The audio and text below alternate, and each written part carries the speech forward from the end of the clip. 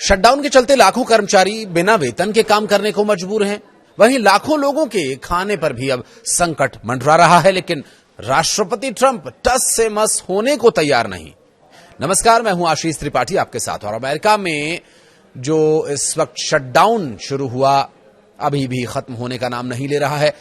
6 हफ्ते का लगभग समय बीत चुका है, लेकिन अभी तक रिपब्लिकन और डेमोक्रेट पार्टी के बीच सहमति नहीं बन पाई है। शटडाउन खत्म करने के लिए अमेरिकी सीनेटर्स ने इस बार छुट्टियों में भी काम किया ताकि राजनीतिक डेडलॉक की स्थिति को खत्म किया जा सके। दोनों पार्टियों के बीच बातचीत बहुत धीमी गति से चल रही है। तो वहीं राष्ट्रपति ट्रंप भी झुकने को तैयार नहीं है। राष्ट्रपति ट्रंप ने शनिवार को साफ कर दिया कि वे डेमोक्रेट्स के साथ कोई समझौता नहीं करने वाले। दरअसल डेमोक्रेट सांसद अफोर्डेबल केयर एक्ट यानी किफायती देखभाल कानून के तहत ओबामा केयर सब्सिडी को बढ़ाए जाने की मांग कर रहे हैं, जो कि राष्ट्रपति ट्रंप और रिपब्लिकन सीनेटर्स के लिए बिल्कुल भी नाकाबिले बर्दाश्त है। वो चाहते ही नहीं कि इसे बढ़ाया जाए।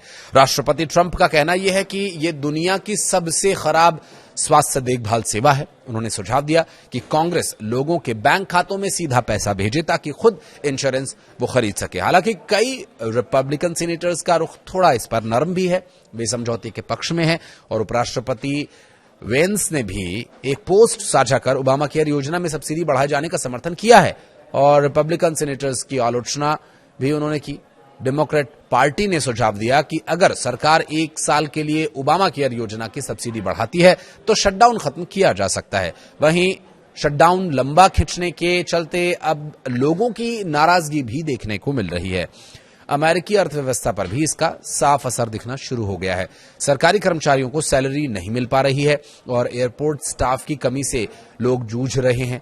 और साथ ही जो सप्लीमेंट न्यूट्रिशन असिस्टेंस प्रोग्राम यानी SNAP है, उसके तहत लाखों लोगों को मिलने वाली मदद में देरी से लाखों लोगों के खाने यानी भोजन पर भी संकट है। सीनेट के सांसद पहली बार इस गतिरोध को तोड़ने के लिए प्रयासरत हैं, लेकिन द्विदलीय बातचीत के दौरान किसी भी तरह की कोई प्रगति के संकेत नहीं मिल रहे।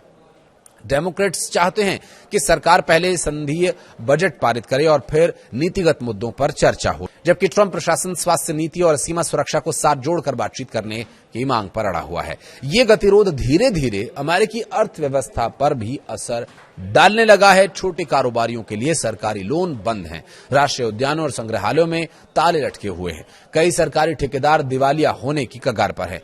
राष्ट्रपति डोनाल्ड ट्रंप ने 8 नवंबर 2025 को सोशल मीडिया पर कहा था कि वे जो डेमोक्रेट्स हैं उनके साथ कोई समझौता करने को तैयार नहीं हैं। उन्होंने affordable care act Obama care पर हमला बोलते हुए कहा कि यह दुनिया की सबसे खराब हेल्थ सर्विस सिस्टम है। ट्रंप ये चाहते हैं कि कांग्रेस के लोग जो हैं वो इस ओबामा केयर की सब्सिडी बढ़ाए जाने के बजाय सीधा लोगों को ही पैसे दे दें, जिसकी वजह से वो आसानी से निर्णय ले पाएंगे। ये सुझाव उनका जरूर है, लेकिन इसके लिए वो सकारात्मक दिखाई नहीं दे रहे हैं। ये एक ऐसा विचार है जो अमेरिकी स्वास्थ्य व्यवस्था में मौलिक परिवर्तन भी ला सकता है। हालांकि ट्रंप के इस प्रस्ताव को डेमोक्रेटिक पार्टी ने सिरे से खारिज कर दिया है और ये कहते हुए कि इससे बीमा कंपनीज और निजी स्वास्थ्य क्षेत्र को अनुचित लाभ मिलेगा और गरीबों के लिए चिकित्सा और महंगी हो जाएगी।